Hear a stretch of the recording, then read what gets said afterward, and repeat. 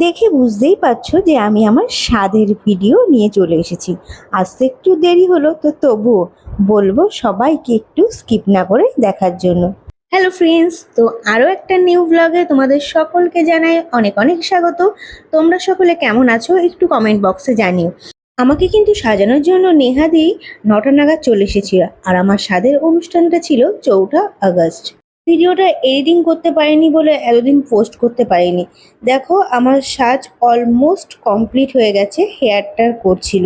নতুন করে আমি আর কি বলবো সাজানোটা কেমন হয়েছে, তোমরাই বলো যে আমাকে সেই দিন কেমন লাগছিল। তাদের অনুষ্ঠানের দিন বুঝতেই পারছো সমস্ত দায়িত্বটা ছিল তোমাদের দাদা ভাইয়ের উপর। খুব ব্যস্ত ছিল, তো আমি যেইটুখানি পেরেছি ক্লিপ নিয়েছি। এই যে এখানে আমাকে বসানো হয়েছিল, এই জায়গাটা ফুল দিয়ে ডেকোরেট করেছিল, আর এটা হলো আমার পুরো ফাইনাল লুক। আমাকে কেমন লাগছে একটু জানিও। আমি খুব স্যাটিসফাই ছিলাম। তো আমি যাওয়ার সঙ্গে সঙ্গে আমার ফটো তোলা শুরু হয়ে গেছে, ভিডিও করা শুরু হয়ে গেছে। মানে ক্যামেরাম্যান বলছে যে তাড়াতাড়ি তুলে নাও। তারপরে এরপরে যখন অনেক রিচুয়াল ছিল, আর স্বাদের অনুষ্ঠানটায় তো প্রচুর রিচুয়াল থাকে, তো আমি পুরো হাঁপিয়েই যাচ্ছিলাম কি করব না করব।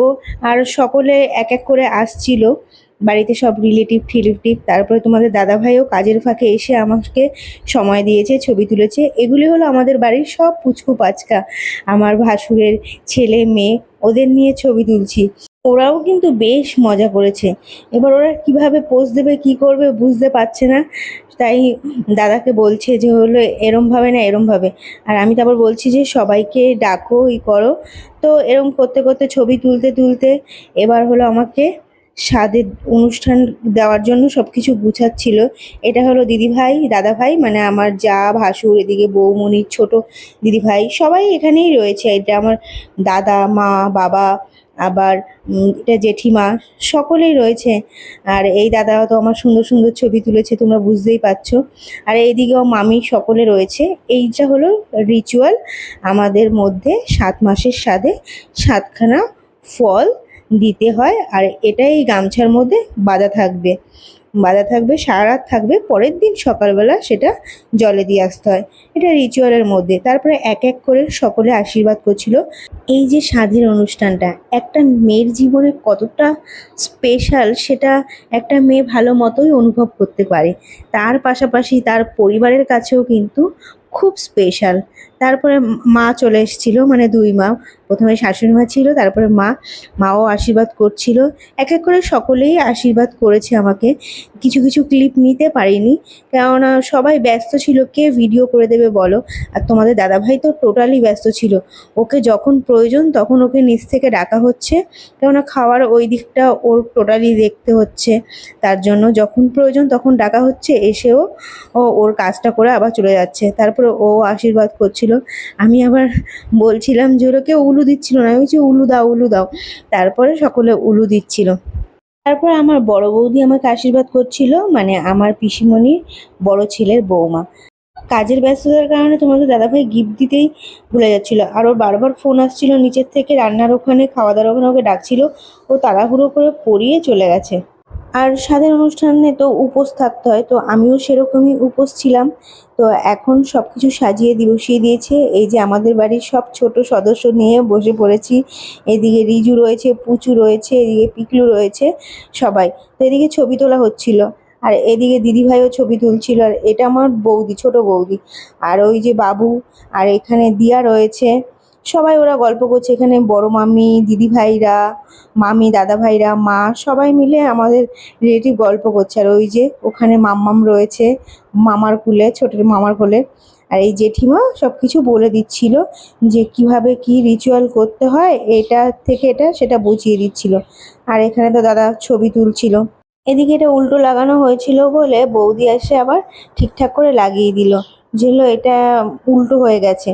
তারপরে আবারও ছবি তোলার পর্ব চলছিল, যে দাঁড়াও একটু কটা ছবি তুলে নিই, তারপরে ভাতটা খাও ওদের নিয়ে। আমি এইদিকে খাবার সাজিয়ে ছবি তুলছি আর এদিকে সব অপেক্ষায় রয়েছে বাচ্চাগুলো যে হলো কখন এখানে বসবে আমার সঙ্গে খাওয়া দাওয়া করবে। তো ছবি তোলা বললাম না এই সময়টা আর কখনো ফিরে পাবো না, তার জন্যই কিন্তু এই ছবি তোলা। আর এই যে এখানে দেখো আমার পাশের বাড়ির কাকিমারা মাসিমণি ওরা সবাই এসেছে, অলমোস্ট আত্মীয় স্বজন সকলেই চলে এসছে। তো ওদের আমি খাইয়ে দিচ্ছিলাম। এই যে আমাদের রিজু, পুচু, তো বলছিল যে প্রথমে ওদের একটু পায়েস খাইয়ে দে, তারপরে সব রকম থেকে খাইয়ে দে। আর বাচ্চা মানুষ আমি বলছিলাম যে আয় আমার সঙ্গে আরও খাবি। আর এই খাবারটা কিন্তু বাচ্চারা আমার সঙ্গে খেতে পারবে, বড়রা কেউ আর খেতে পারবে না। যেটুকুনি খেতে পারবো থাকবে, না হলে বাদবাকি সব জলে দিয়ে দিতে হবে। আমি এক এক করে ওদের সকলকে খাইয়ে দিচ্ছিলাম। আরও পুচকু পাচকা রয়েছে, ওরা সবাই কোথায় গেল কি জানো, একটু করে নিয়ে পালিয়ে গেছে। এই তিনজনই কিন্তু সামনে ছিল, তাই ওদেরই আমি সব কিছু খাইয়ে দিচ্ছিলাম। তারপরে এইদিকে ছদ্দি ভাই আমার সঙ্গে সেলফি তুলছিল, এটা আমার কিন্তু ছোট যা। তো বলছে যে আমি বলছি যে দাঁড়িয়ে তুলেছো, এবার বসে তোলো। তো বসেও সেলফি তুলছিল। আর এখানে মাসিমণি উনিও ছবি তুলছিল, আর কাকিমারা বসে রয়েছিল। আর এই যে পুচু দই খাচ্ছে। আমাদের পুচু কিন্তু ছবি তুলতে সত্যি খুব ভালোবাসে, ও বুঝতেই পারছে না যে ওর ভিডিও করা হচ্ছে, যেই বুঝতে পেরেছে সেই লজ্জা পাচ্ছে। আর দেখো দই খেয়ে পুরো মুখ মাখিয়ে ফেলেছে। এবার ওরা সবাই খাওয়ার পর এবার ওই দাদা বলছে যে ফটোশ্যুটের জন্য মাছের মাথাটা তোলো, মাছের মাথাটা তোলো, কিছু ছবি তুলি। আমি বলছি ঠিক আছে। আর আমি পুরো ছবি তুলতে তুলতে সত্যিই হাঁপিয়ে গেছি, আর সকাল থেকে কিছু না খাওয়া, তাই আমি প্রথমে জল খাচ্ছিলাম। আর তোমাদের তো বলতেই ভুলে গেছি, তোমাদের ভিডিও শেয়ার করেছিলাম যে এই থালার ডেকোরেশনটা আমি আর তোমার দাদাভাই করেছি, কিন্তু এই কারণেই করেছিলাম, স্বাদের অনুষ্ঠানের জন্যই করেছিলাম। তো সেটা তোমরা অলরেডি বুঝেই গেছো, আর আমার নতুন করে কি বলার। তো আমি সেরম কিছু খাইনি, সব রকম একটু একটু খেতে হয়, সব রকম দিয়ে একটু একটু খেয়ে শুধু ডাল দিয়ে সিম্পল ভাত খেয়েছি। কেননা খুব অ্যাসিডিটির সমস্যা হচ্ছে আমার, তার জন্য আমি আর সেরম কিছু খেতে পারিনি। ইলিশ মাছ প্রিয়, গোটা একটা ইলিশ মাছ আমাকে দেওয়া হয়েছিল, তবুও খেতে পারিনি। আর এই যে দেখো মাম দৌড়ে বেড়াচ্ছে। তারপর আরও একটা রিচুয়াল ছিল, যে হলো নোরা না প্রদীপ তুলতে হয় কোনটা, তো আমাকে দিয়ে দিয়েছিল যে যে কোনো একটা ইচ্ছে তুমি তোলো। তো আমি কি তুলেছিলাম জানো, তোমাদের পরে বলছি, পুরো ভিডিওটা দেখো তারপরে বলছি যে আমি কি তুলেছিলাম। তো এখানে পুরো তোলার পরে মানে সন্তান তুললেই এটা মনে করা হয়। তো মায়ের হাতে তুলে দিচ্ছিলাম, মানে শাশুড়ি মায়ের হাতে। তো মা নিয়ে আবার যাচ্ছিল আরেক মায়ের হাতে তুলে দিতে। তো সবাই এই রিচুয়ালটায় সবাই খুব মজা করছিল, সবাই হাসাহাসি করছিল।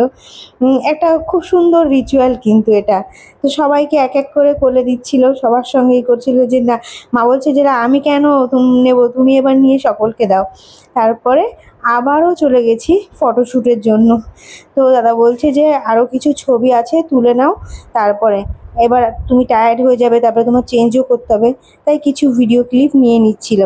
তারপরে তো সমস্ত রিচুয়াল শেষ, সন্ধ্যা হয়ে গেছিলো, সবাই বাড়িতে চেঞ্জিং করে রেস্ট করছিলাম। সারাদিন সকলেরই খুব ধকল গেছিলো। তো এখানে সন্ধ্যাবেলা ওরা কী খাবে তাই মোমো নিয়ে আসা হয়েছিল, ও মোমো খাচ্ছিল। তারপর বুনু বলছে চল দি গিফটগুলি আমরা সব দেখি। আমি বলছি হ্যাঁ, এটা একটা খুব এক্সাইটেড জিনিস। তো গিফটগুলি আনবক্সিং করছিল বুনু। নেক্সট পার্টে তোমাদের দেখাবো কী কী গিফট পেয়েছি। আর এই যে দেখুন আমাদের ম্যাডাম, ইনি আনবক্সিং করবে, কাউকে করতে দেবে না। তো বন্ধুরা ভিডিওটা কেমন লাগলো একটু কমেন্টে জানিও। দেখা হবে নেক্সট ব্লগে, টাটা।